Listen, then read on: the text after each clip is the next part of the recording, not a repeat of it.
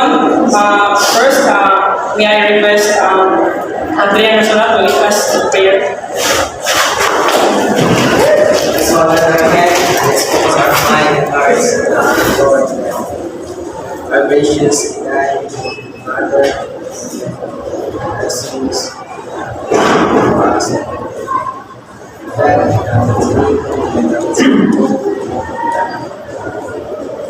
what ka lang sa discussions sa season kasi nagkaroon talang agad ibalaw sa discussion kanimo talang kanipay kalinaw ang mga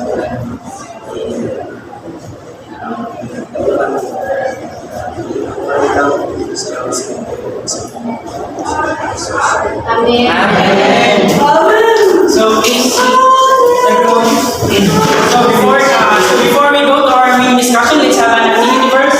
So before we go to our main discussion, so let's have an activity first named mini interview.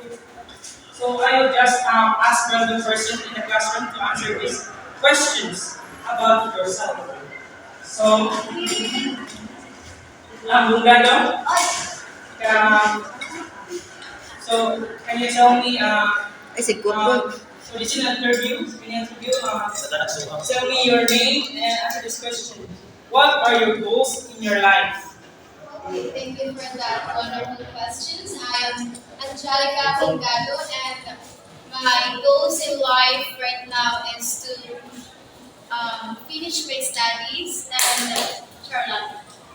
Yeah, Charlotte. No, I would like finish my studies and focus on my academic. Focus on my academic and also one of my goal right now is to find myself. To find myself because it feels like I want to something like that. So next, can I ask Gabriel Malumpa to answer this following question? Please tell me your name and answer this question. What motivates you in life? Itumpa di po nakaro. Also motivates me.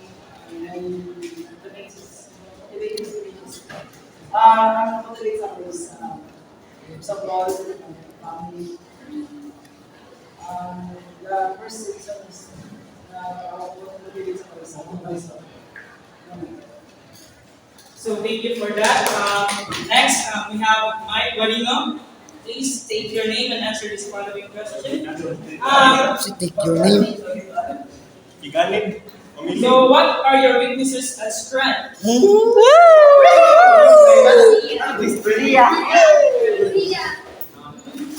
Sibot ni.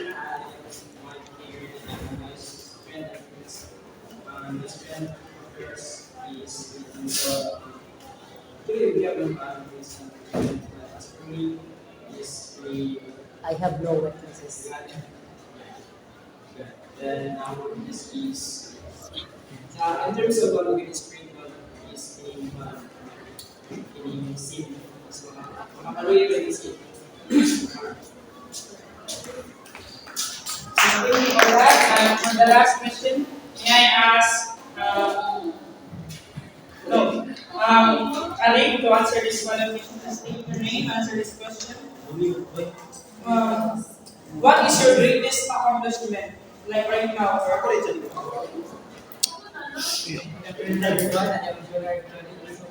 One of the biggest accomplishment that I have in my life is that nakaano ko dito sa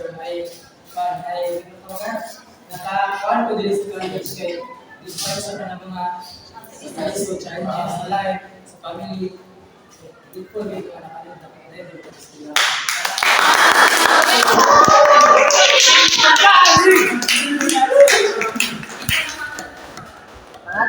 So, as of now, you know already what we are going to discuss, or you have the a bit of knowledge of what we are going to discuss today. So, my topic for today is Before that, I will present to you our classroom agreement. First, listen quietly, no side stop, respect the presenter and each other, of course. And ask question after, so the discussion will go smoothly. So give polite feedback. And lastly, stay focused. So my topic for today is an interview. So can anyone tell me what is your idea when you heard the word interview?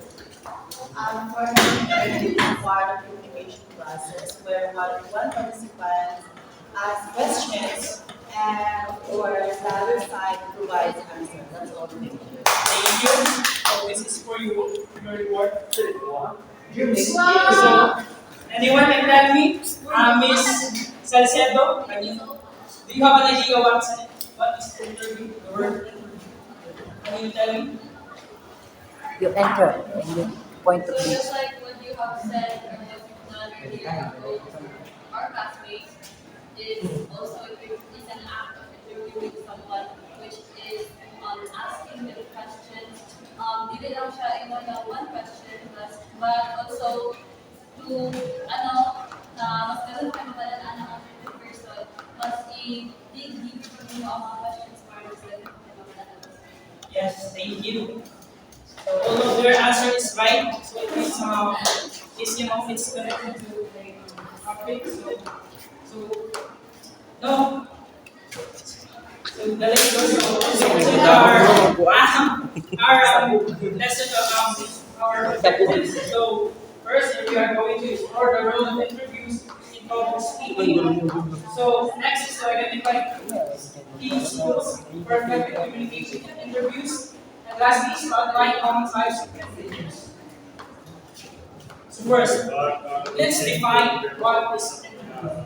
An interview is a structured form of public speaking aimed at obtaining information, opinions, and assessing qualifications. So mostly, interview, of course, or happens when you are going to look for a job, like when you want to look for a job in a McDonald's. So first, they are going to interview you some of your background, so they will know your information. So interview is it's a type of public speaking because as we know, public speaking is social cooperation or speaking to a live audience or to someone publicly. So next we have these key skills for effective interviews. These key skills will help us or everyone to how to execute or how to do interview.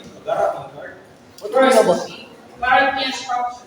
Question and answer must be organized as keep clear. Of course, interview, as we know that early in the definition of it, it's stated there that interview is structured, which means it is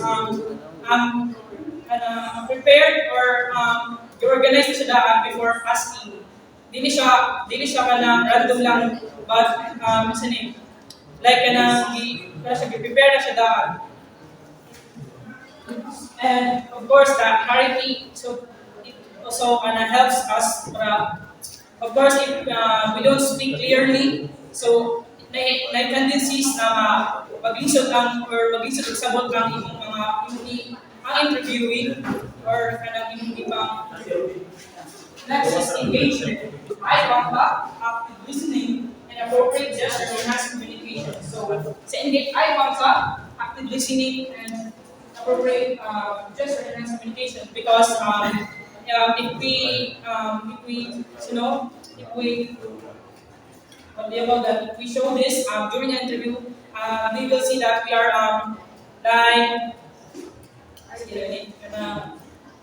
confident in a way because we have those kind of engagement towards the interviewer. So and anyone tell me what is your idea of an engagement the key skills for effective interviews. Kasi na may idea regarding about that. Engagement. I have not active listening and appropriate gesture as communication. Pwede Andreas. Engagement. Andreas. Andreas. Engagement. Minsa, kasi na may idea about engagement. Salinas. Engagement, eye contact, active listening, and appropriate gesture as communication. So, Mrs. Edward. So, through engagement, now there's eye contact, active listening in terms of interviewing someone. Why? It is because it shows man na we are confident enough to makita nila ba nga confident na sa mga answers niya, wala na like kasi makita nila ba nga na interested ta sa ilang gipang ingon sa ato ang mga tanong. Yes. Thank you. So, anyone?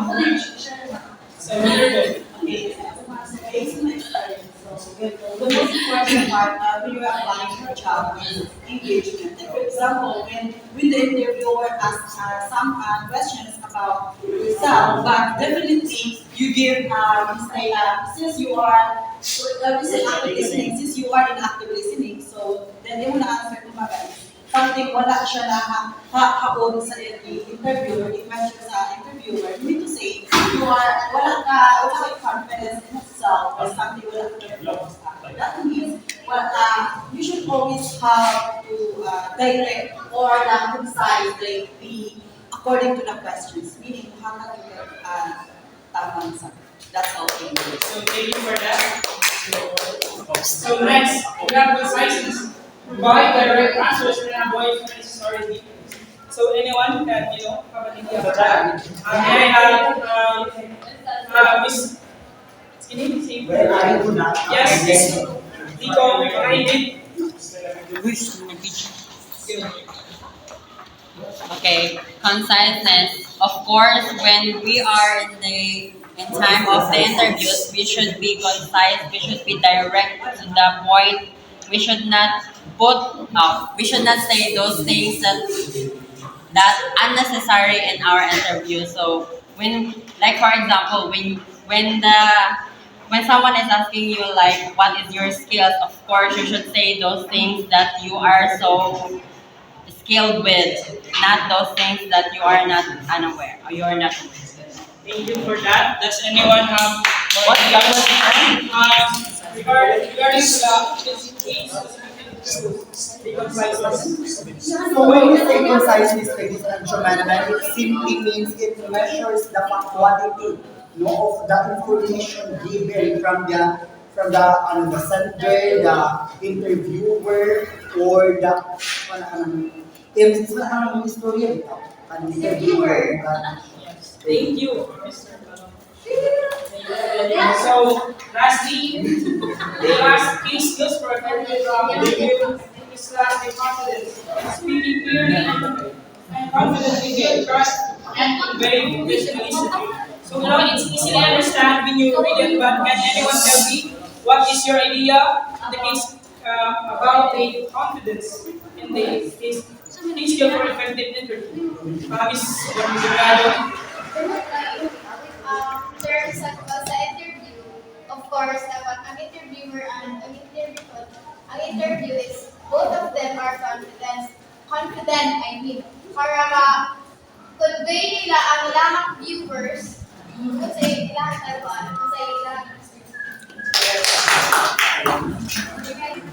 So having confidence help you for an effective interview because being confident, not telling that you have really a knowledge or you know what you will talk about or the So last we are going to next is we have the common types of interview. So we are going to outline like 5 types of interviews. So first is model interview. Involves multiple interviewers asking questions, requiring strong focus and confidence. So this model interview mostly we see this like sa school like atong sa mga teachers. So, interview ang teachers through panel. So, they have a panel like naghanay interviewer, yung isa ang interviewing. So, those are the panel interview. Involve multiple interviewers asking questions to the interview. So, next we have the job interviews conducted by employees to assess academic qualification and sensibility for the position. Can anyone tell me what is your idea based on the job interview? So this is the most basic. Kyra? The interview applies when you are applying a job and interview ka sa company. Yeah, that's right. So those for the employees and employers because the employees are going to going to ask question to the employee if they are suitable in that job. And next we have the informational interviews used to gather insights about specific career or industry from an expert or professional. So can anyone have an idea about the informational interviews? May I have Mr. Sini? Perez to answer, what is your idea or same example based on the informational interview? It's here now, used to gather insight about a specific career or industry from an expert or professional. Kasi nga idea or example.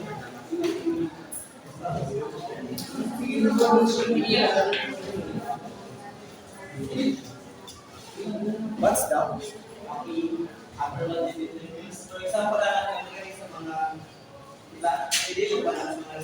Yes, go. Yes, that's right. Anyone have Miss Sir? Another example for that is, Your pwede mo na-discuss ako. Sa internet siya, pero worldwide, designer siya na, from Philippines siya na, Ikaw to. siya ng designer.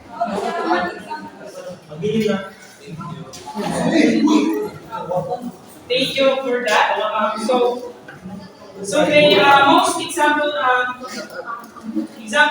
the information interview is like it's like asking interviewing a businessman. Of course, they have those expert in their career or their about the business. So we can have information based on what they do and what they learn about that. Yes. Last, so we have the research interviews. So carried out by a researcher to collect data or opinions on specific topics or study, but still right about the information on the. So we can Miss Rolando Gian, can you do you have example? What is your idea about the research interview? Research interview. So, basic naman sa ito nung nagkasaw na sa experience ng puro na sa senior health or mga research interview.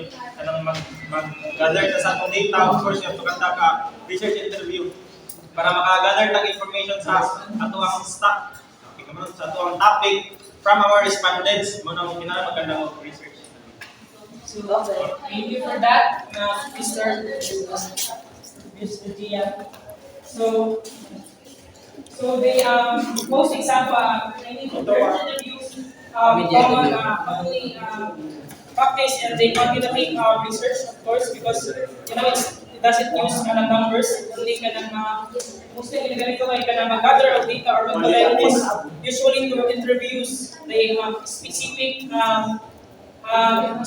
target sa ilang study or sa research. So we have the last, which is media interviews, aim at gathering information for media coverage often with public figures or experts. And anyone have Media interview, example is interview President sa Philippines State Reports of the 30 Administration interview sa about kung sa iyong way sa pag-combat sa kanang COVID-19 at mga time. Ang iyong mga ito is di ba nagpapasya ka ng Pangakasya ka kung taxis, which is the first go, second go, tas nang siya ka ng interview ka social distancing, di ba? Magkakatayo mo mag-wear ng face mask o ganang magkakaroon ng mga sanitizers para kuhaan mga iko sa Philippines kay Yes, that's right. Thank you, Miss Aligay. Miss ako, Crisola. So media interviews is a conversation between the reporter, the host, the spokesperson, and also the individual.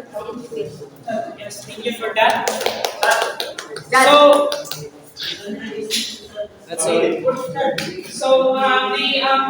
the simple or the easy example for the introduce is mostly mga public figures which is kana mga artista ba?